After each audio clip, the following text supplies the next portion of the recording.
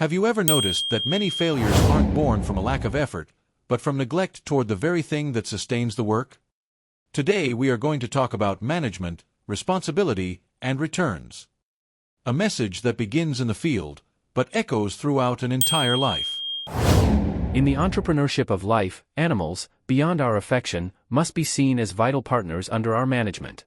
As working beings under our ethical responsibility, they demand investment in care and nutrition, not an excessive burden. Treat their ailments as a strategic priority. Remember, the excellence with which we care for these vulnerable collaborators defines the return and the protection we will harvest in the world. Now, let Apolo lead us through a story that translates this truth into practice. The clock shows 4:30 in the morning. The coffee is still brewing, but Helena is already pulling on her boots. At 28 years old, she carries in her eyes the seriousness of someone who knows that time in the field does not forgive distractions. Many people her age sought the ease of the cities or the security of bureaucratic positions. Helena, however, chose to take on what many avoided, the raw, real, and challenging management of animal production. She did not inherit large estates, nor concrete structures ready for immediate profit.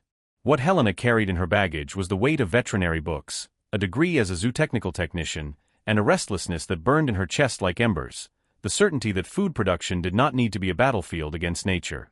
She wanted to produce, yes, but without violating what sustains life itself. Her routine began before the first ray of sunlight and only ended when the absolute silence of the countryside was broken only by the sound of the wind and the animals resting. For Helena, talking about vocation was not about repeating catchy phrases on social media. She saw the corral, the pasture, and the feedlot as a living management system. Every decision she made, from choosing the grass seed to the exact dosage of a supplement, altered an organism, a cycle, and consequently, a future result. From the very first day, she established a principle that would become almost dogmatic: animal welfare. For her neighbors, this was an abstract concept used to sell expensive meat in boutiques. For Helena, it was the structural foundation of the business. She understood biology. A stressed animal produces cortisol, cortisol reduces immunity, low immunity attracts disease, and disease means losses. It was pure mathematics dressed in ethics. Helena's conviction did not go unnoticed. In that region of traditional producers, the new is often met with distrust before it is even tested.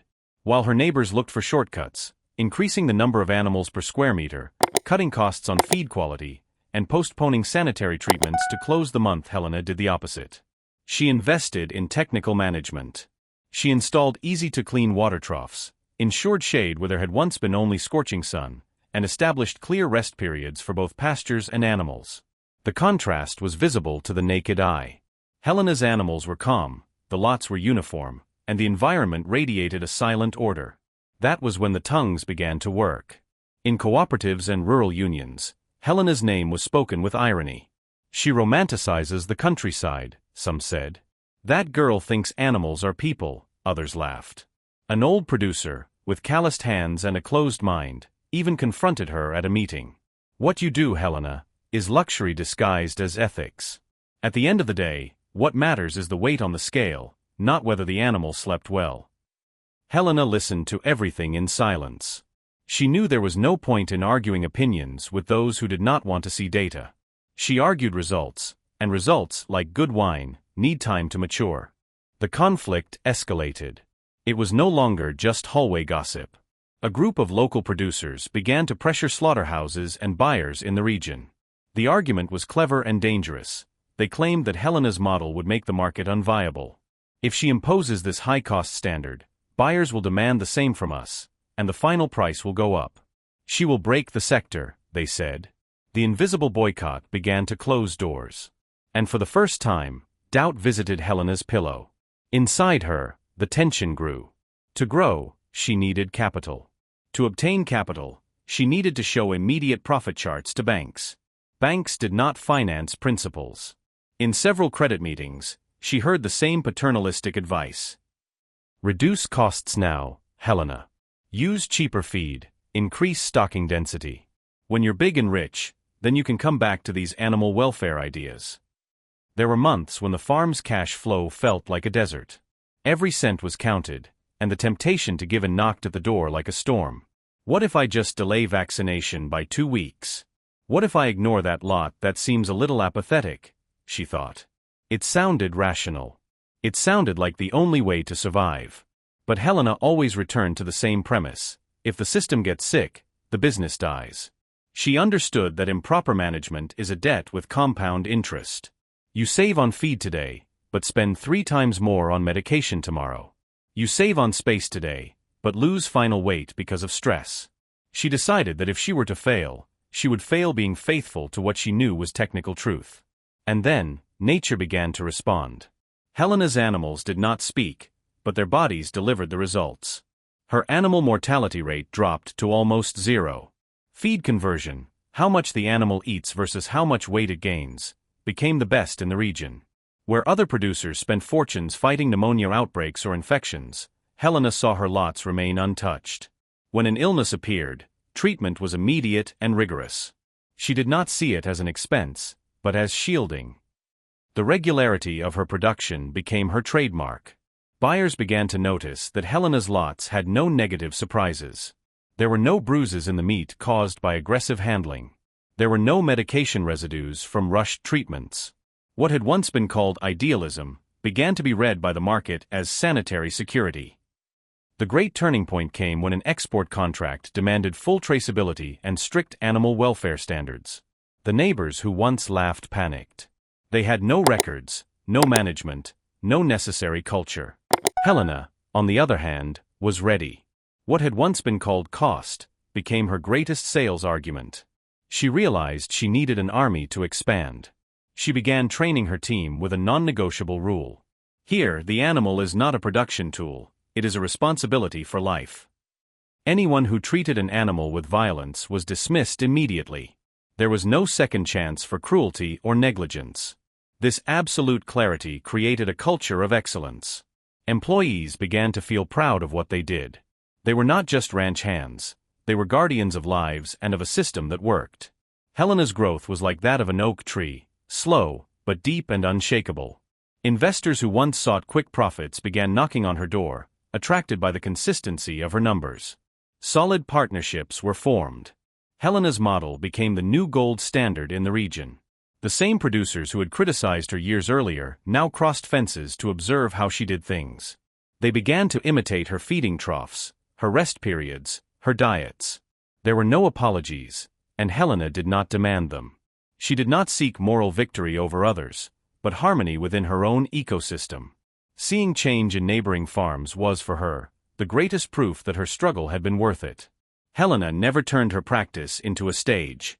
She simply lived what she believed. She knew from personal experience that exploiting what is vulnerable and cannot defend itself demands a very high price in the future. In the countryside, in business, or in personal life, abuse always generates collapse. Her success was not luck. It was the result of understanding a greater and silent logic. Everything that lives responds to the way it is treated. Where there is respect, there is sustainable return. Where there is integrity, there is longevity. Helena's story is not an isolated tale of agricultural success. It is a crystal-clear mirror of practical life and human ethics. Her success did not come from denying profit, but from understanding that profit is a consequence of order and care. There are very ancient Christian foundations, philosophical and ethical bases that explain why Helena's logic works so precisely. These principles were not born in modern management manuals or technology labs, but have crossed generations as universal truths about character and sowing. Titus will now guide us through these deep foundations, revealing the wisdom that sustains the path of integrity. Before we dive into the final numbers or market strategies, I invite you to walk with me through some ancient words that prove to be surprisingly modern.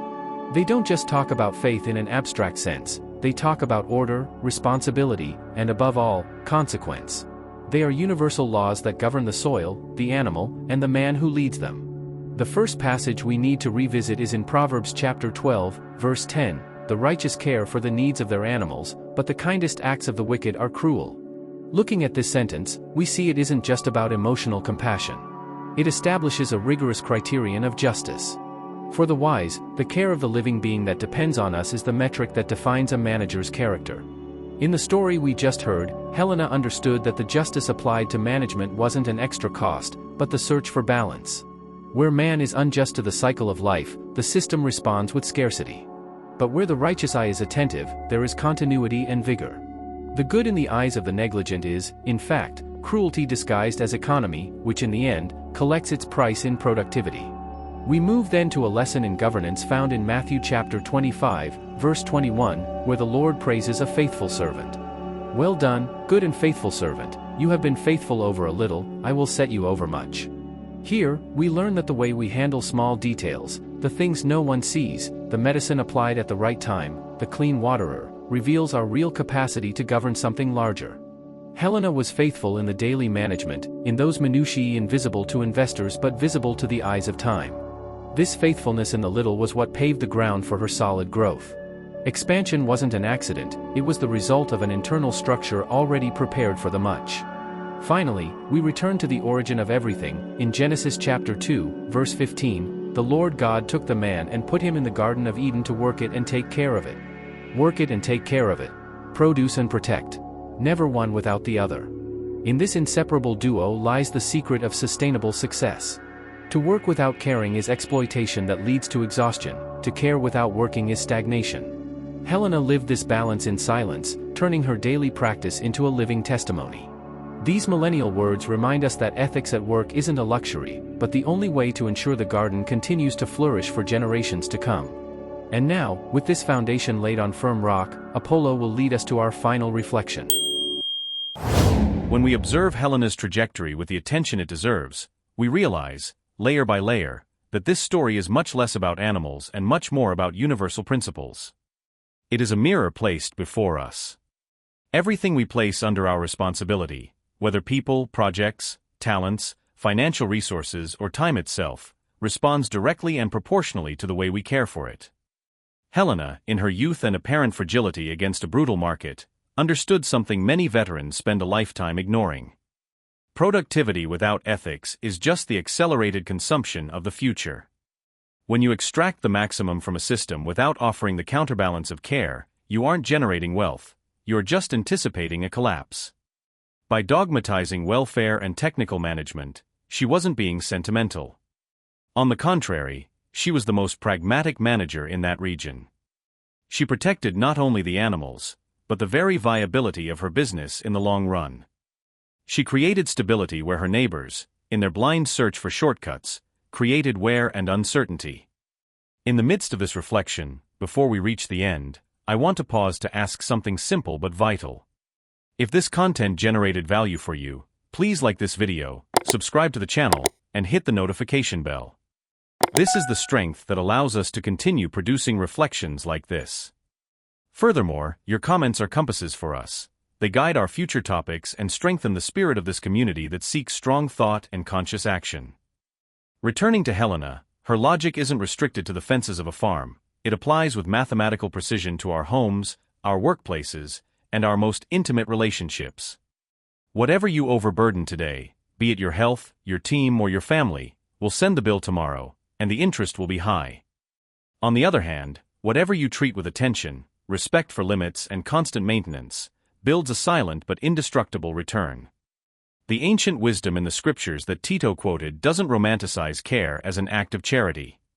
It presents it as the most intelligent life strategy a human being can adopt. Excellence is never born of improvisation or a stroke of luck, it is the child of constancy. Those who learn to care for what does not speak, like the land and the animals, develop the sensitivity needed to lead those for whom they are responsible. This story doesn't end in the field, nor in the last frame of this video. It continues in every decision you make as soon as this screen turns off. Look around you and ask yourself honestly, what am I cultivating with patience? And what am I merely exploiting until exhaustion? The answer to that question will define what your ground looks like 5 or 10 years from now. If this reflection touched you, there is another video appearing on your screen now that dives even deeper into this path of consciousness, ethics, and solid growth. Click now, stay with us on this journey, and keep strengthening your vision and your resilience. Thank you for being part of Think Strong. Until our next meeting.